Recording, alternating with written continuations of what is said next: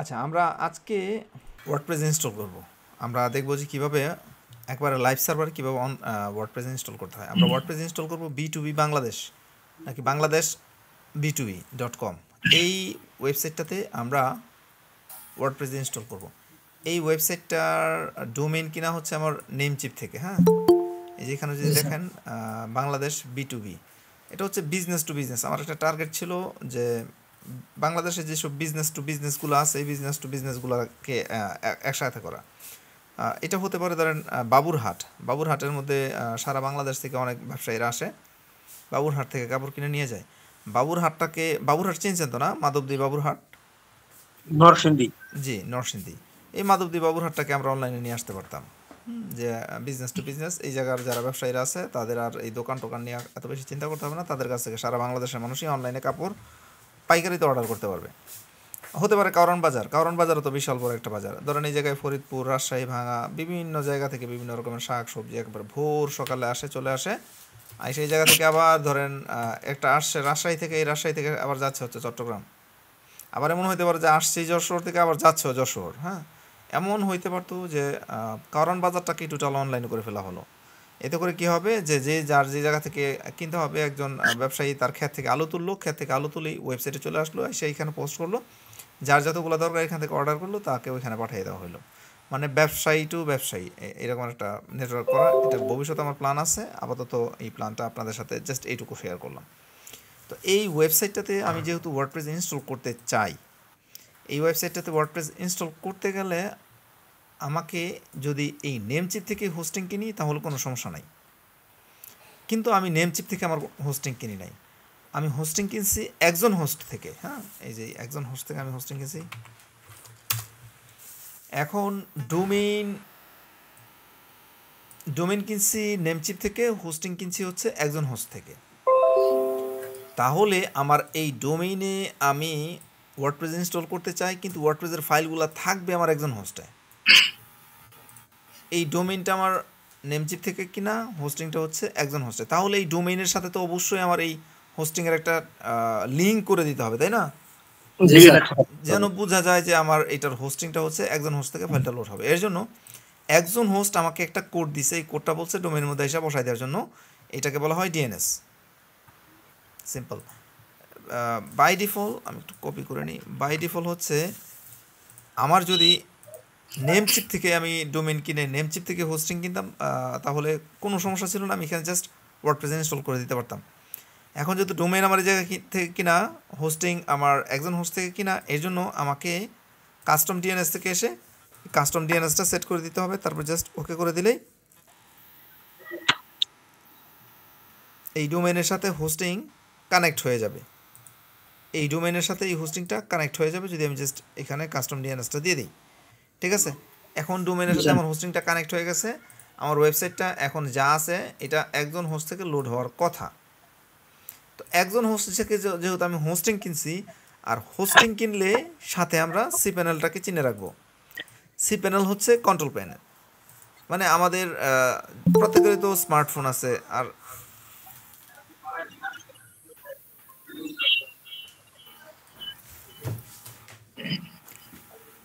আমাদের প্রত্যেকেরই স্মার্টফোন আছে। আর এই স্মার্টফোনের মধ্যে আমাদের ফোনের গ্যালারি আছে না, গ্যালারি অপশন বা ফাইল ম্যানেজার, সেটিংস এই ধরনের অনেকগুলো কাজ আমাদের আমাদের মোবাইল থেকে করা যায়। তো আপনি যখন হোস্টিং কিনবেন আপনাকে এইটুকু ম্যানেজ করার জন্য আপনাকে সি প্যানেল দেওয়া হবে, কোথায় ফাইল রাখবেন, কোথায় ডাটাবেস রাখবেন, বা আবিজাবি যা কিছু আছে।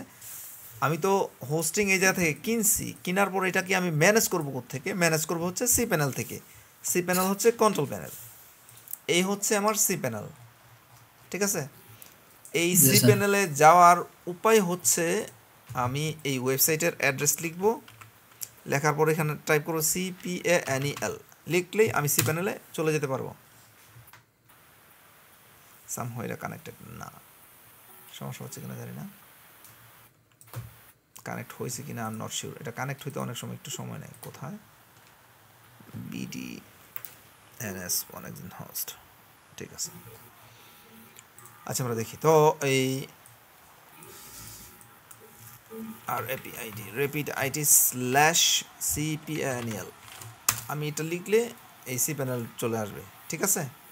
তো আপনার যেই ওয়েবসাইটটা থাকবে এই ওয়েবসাইটের অ্যাড্রেসের পর জাস্ট CPANEL এটুকু লিখে এন্টার করলেই আপনি চলে যাবেন আপনার ওয়েবসাইটের cPanel এ। তখন আপনাকে ইউজার নেম এবং পাসওয়ার্ড দিয়ে লগ ইন করতে হবে। লগ ইন করলে আপনি এখানে চলে আসবেন। আমি যেটুকু বুঝাইছি আমি এটুকুকে আবার একটু সামারি করি। আমরা ডোমেইন কিনছি নেমচিপ থেকে, হোস্টিং কিনছি একজন হোস্ট থেকে।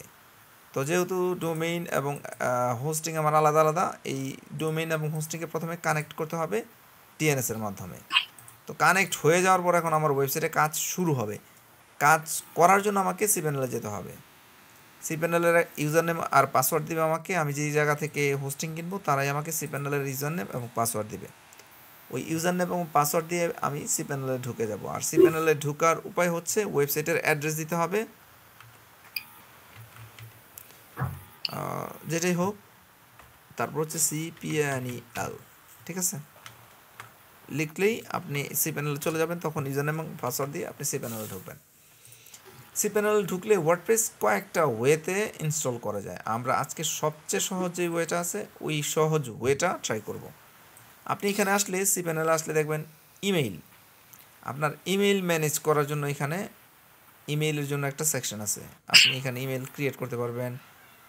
আমরা তো সাধারণত জিমেল থেকে ইমেল ক্রিয়েট করি, হ্যাঁ, কিন্তু আপনি যদি চান যে আপনার ওয়েবসাইটের নামে আপনি ইমেল করবেন, যেমন আমার একটা ওয়েবসাইট আছে WP Bravo, যদি আমি এরকম করতে চাই khokon@wpbravo.com, এটা কিন্তু জিমেল থেকে করা না, ইহো থেকে করা না, ওই কাজগুলাই সাধারণত এই ইমেল থেকে করা হয়। এখানে অনেকগুলাই অপশন আছে, শুধু ইমেল ক্রিয়েট করা, ফরওয়ার্ড করা, দেখছেন এই যে কতগুলো অপশন। সবগুলো আমাদের লাগে না, আবার আমাদেরকে ইমেল এক জায়গা থেকে আরেক জায়গায় ট্রান্সফার করতে হয়, আবার আমরা অনেক সময় হোস্টিং চেঞ্জ করার সময় ইমেল সার্ভারও চেঞ্জ করি, বেশ কিছু কাজ আছে। এরপরে আমাদের ফাইল মানে ছবি ভিডিও যেই জিনিসগুলো আমরা রাখার জন্য এটা হচ্ছে ফাইল ম্যানেজার। আমাদের মোবাইলে তো ফাইল ম্যানেজার আছে না? এরপর আমাদের ওয়েবসাইটের ডাটাবেস কন্ট্রোল করার জন্য এখানে আছে ডাটাবেস। তারপর ডোমেইন নিয়ে যদি কোনো কাজ করতে চাই, ডোমেইনের ফোল্ডার ক্রিয়েট করতে চাই, সেটা আমরা এইখান থেকে করতে পারি। এইটা আমরা করব। ম্যাট্রিক্স ওয়েবসাইটের অ্যানালিটিক্স চেক করার জন্য, ওয়েবসাইটের সিকিউরিটি মানে হচ্ছে ওয়েবসাইটে ভাইরাস টাইরাস আছে কিনা এগুলো চেক করার জন্য আমরা এখান থেকে এগুলো করতে পারি। আর হচ্ছে এখানে কিছু সফটওয়্যার আছে, যেমন এখানে আছে ধরেন ওয়ার্ডপ্রেস আছে, আরও বেশ কিছু অ্যাপ্লিকেশন আছে। আমি যদি আপনাকে এখানে নিয়ে যাই, এখানে দেখবেন ওয়ার্ডপ্রেস, জুমলা, অ্যাভেনকার্ট, তারপর হচ্ছে PHP BB, SMF, word web hosting management, CS দিয়ে কী বোঝায়, ওপেন রিয়েল এস্টেট, হ্যাঁ, এই ধরনের এগুলো প্রত্যেকটাই হচ্ছে ওয়ার্ডপ্রেসের মতো আলাদা আলাদা করে CMS, ডলফিন, লারাভেল, এগুলো সবই ওয়ার্ডপ্রেসের মতো আলাদা আলাদা CMS। এই জায়গা থেকে আমরা ওয়ার্ডপ্রেসটাকে ইনস্টল করব। আচ্ছা, আমরা ওয়ার্ডপ্রেসটাকে, আচ্ছা, এরপরে অ্যাডভান্স কিছু কাজ আছে, এগুলো আমাদের খুব একটা লাগে না, একবারে লাগে না বললেই চলে। এগুলা এই যে আমরা যেটা সফটওয়্যার ক্লাউড অ্যাপ ইনস্টলার, আমরা এই যে এইটাতে ক্লিক করছি না, এই জিনিসগুলোই এখানে আবার দেখা যাচ্ছে। তো এই হচ্ছে আমাদের cPanel একটা বেসিক ওভারভিউ। আমরা বিশেষ করে আমার এই হোস্টিংটাতে আমি মনে হয় যে 8-10টা ওয়েবসাইট রাখতে পারবো, 10টা ওয়েবসাইট মনে হয় রাখতে পারবো। তো আমার এই হোস্টিংয়ে অলরেডি ওয়েবসাইট অ্যাড করা আছে। এই বিষয়টা আপনারা নতুন হিসেবে স্কিপ করতে পারেন, জাস্ট আমি একটু বলে যাচ্ছি। আমার এই হোস্টিংটাতে আমি অলরেডি ওয়েবসাইট ইনস্টল করে রাখছি rapidit.com। তো এখন এই একই হোস্টিংয়ে যদি আমি আবারও হোস্টিং করতে চাই, যেমন আমি যদি আপনাদেরকে ফাইল ম্যানেজারে নিয়ে যাই, এই যে এটা হচ্ছে আমার রেপিটেটিভ ওয়েবসাইট, এটা অলরেডি এখানে মানে ইনস্টল করা আছে ওয়ার্ডপ্রেস। তো আবারও যদি আমি আরেকটা ওয়ার্ডপ্রেস এখানে ইনস্টল করতে চাই, তাহলে ওই ফাইলগুলো রিপ্লেস হয়ে যাবে। এর জন্য উপায় কি? এর জন্য উপায় হচ্ছে আমি নতুন একটা ডোমেইন। স্যার আপনার মাইক্রোফোনে প্রবলেম হচ্ছে স্যার। বাকিদের কি এরকম প্রবলেম হচ্ছে? ভালো শোনা যাচ্ছে না। জি ভাইয়া,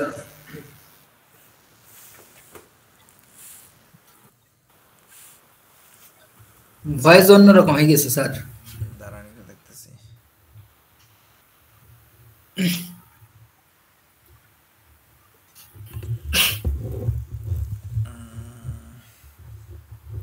কেমন হয়েছে ভয়েসটা? হ্যাঁ এবার ঠিক আছে স্যার। ঠিক আছে? জি স্যার ঠিক আছে। ওকে, কেমনে ভয়েস চেঞ্জ হলো, কেমনে ঠিক হলো, আমি কিছুই জানলাম না। আমি খালি ঘুরাই দেখছি আমার মাইক্রোফোনটা ঠিক আছে কিনা। যাই হোক, আমরা যেটা বলতেছিলাম, হ্যাঁ, আমরা এখানে জি স্যার। একটা ওয়েবসাইটের জন্য আলাদা একটা ফোল্ডার ক্রিয়েট করব। এইটা আপনার জন্য জরুরি না, যেহেতু আপনি একেবারে নিউ।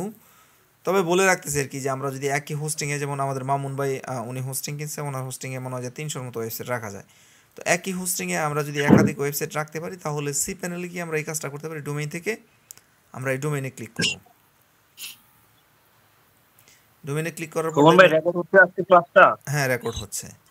তবে আপনারটা কিন্তু সরাসরি এরকম নাও হতে পারে, আপনারটাতে একটু। আমারটা নিয়ে আমি একটু কথা যদি সুযোগ দেন এখনই বলবো, না হলে না পরে না না, বলবো। আমি ক্লাসটা শেষ করি, আমি সবার প্রশ্ন শুনবো। আমারটা অর্থ ইনস্টল করা লাগে নাই হোস্টনিগারে। না, ওইটা অটো অটো ইনস্টল হয়ে যায়। ওই যে আপনি ইমেল অ্যাড্রেস পাসওয়ার্ড দিচ্ছেন না, তখন মোস্ট অফ মানে অটো হোস্টিং ইনস্টল আপনার হয়ে গেছে, হ্যাঁ। সাথে সাথে ইনস্টল করে দেয়। আচ্ছা, আমরা একটু ক্লাসে ডিএনএস ফিরি। ডিএনএস করার পরেই সব হয়ে গেছে। Okay great. আচ্ছা, মানে এটা হচ্ছে ম্যানুয়ালি যদি আপনি সি প্যানেল থেকে করতে চান, হ্যাঁ। তো আমরা এখানে আছে কি ওয়েবসাইটটা নাই, তাইলে আমরা এখানে ওয়েবসাইটটা আগে ক্রিয়েট করব। নিউ ডোমেইন, আমরা নতুন একটা ওয়েবসাইট এখানে অ্যাড করতে চাচ্ছি। আমাদের ওয়েবসাইটটা হচ্ছে কই, এইটা বাংলাদেশ B2B। আর এই টিক চিহ্নটা আমরা উঠাই দেব। উঠাই দিলে এই নামে আমার একটা ডোমেইন ক্রিয়েট হবে। Let's submit.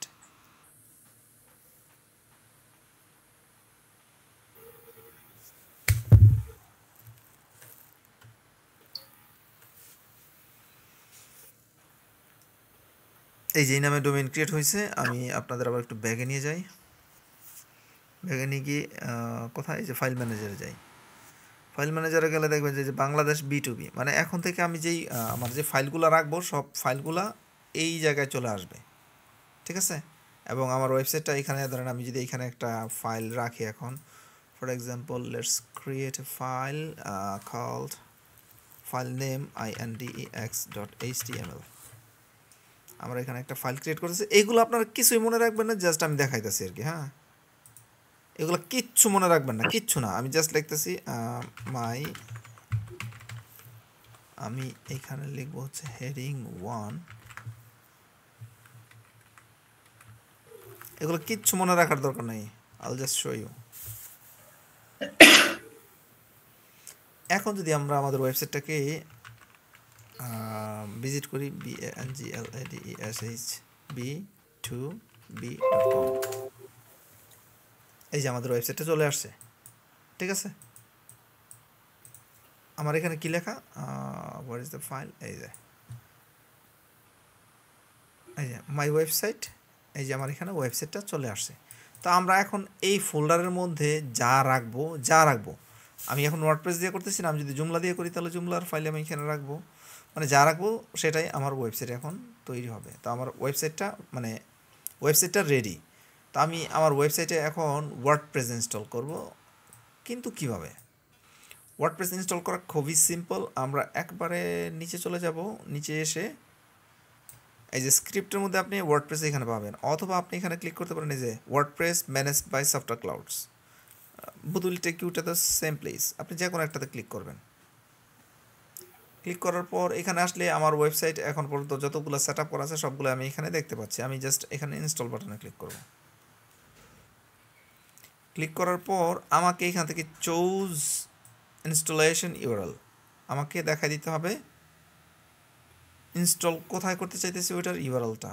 আমি এখানে কি করব, ক্লিক করে ড্রপ ডাউন থেকে আমার ডোমেইনটা সিলেক্ট করে দেব, বাংলাদেশ B2B, এবং পরবর্তী এই ইউআরএলটাকে, ডিরেক্টরিটাকে সরাই দেব। এখানে আই প্রেফার দিস, আপনি শুধু HTTPS দিতে পারেন, আমি প্রেফার করি HTTPS www.bangladeshb2b.com, ঠিক আছে। সব ঠিকঠাক আছে। এখন আমার এখানে দেখেন সাইট সেটিং, এইটা আমরা আমাদের ওয়েবসাইটের ওই যে সাইট সেটিং আছে না, সাইট সেটিং থেকে গিয়ে কিন্তু এগুলো চেঞ্জ করতে পারি একবারে। আমাদের সেটিংস থেকে গিয়ে ওয়ার্ডপ্রেসে আমরা এখনও করে দিতে পারি, পরেও করতে পারি। আমি এখানে দিয়ে দিই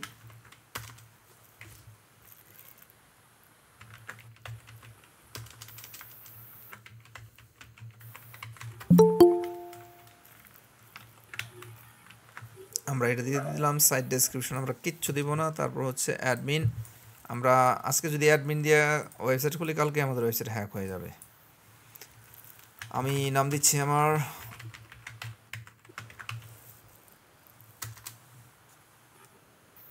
পাসওয়ার্ডটা হাইড করে দিই। হ্যাঁ,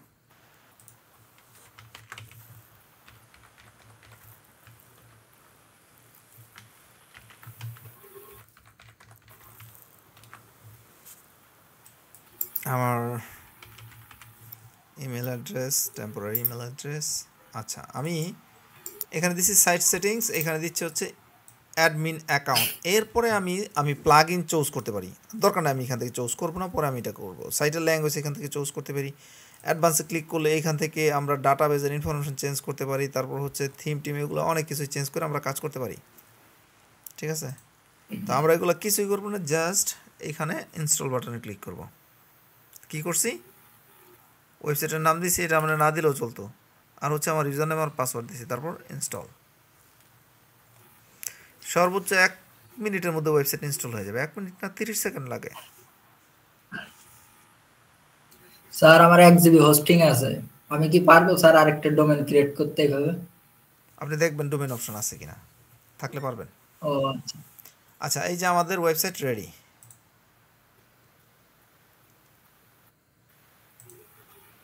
এখানে ভিজিট করলে আমরা আমাদের ওয়েবসাইট ভিজিট করতে পারবো। এই যে এটা কিন্তু আমাদের, এটা ওয়ার্ডপ্রেস, এটা হচ্ছে আমাদের ওয়ার্ডপ্রেসের ফ্রন্ট এন্ড। তার মানে আমরা ওয়ার্ডপ্রেস ইনস্টল করে ফেলছি, তাই না?